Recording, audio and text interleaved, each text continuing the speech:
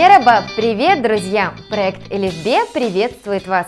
В обыденной жизни мы слишком часто задаем вопрос «Что делаешь?» Не опасен. Именно на этот вопрос отвечает глагол. А глагол в крымско-татарском языке будет «фииль». Неопределенная форма глагола образуется прибавлением к глагольной основе таких аффиксов, как «мах» и «мек», в соответствии с первым законом созвучия. Меселя. Пример. Яз. Пиши, язмах, писать. Эт – делай, этмек – делать. Сора – спрашивай, сорамах – спрашивать. Исте – проси, истемек – просить, хотеть. В некоторых случаях форма глагола может выражаться и иначе. Так, если глагол в неопределенной форме предшествует другому глаголу, кроме модальных, используются такие аффиксы, как мага и меге. Меселя – отурмах – сидеть, отурмага истеем – я хочу сидеть. Ишлемек – работать, ишлемеге истеем – я хочу работать.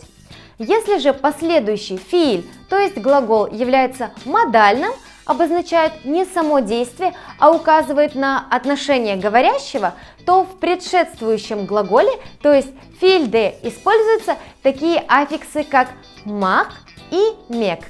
Меселя – Чалышмах керек – надо работать. Кормек мумкюн – можно видеть.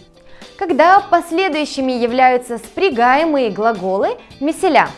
Битермек – завершать, башламах – начинать. Глагол приобретает аффикс п, ип и ип. Меселя – о ишлеп башлай – он начинает работать. Язы битерданмы – ты закончил писать?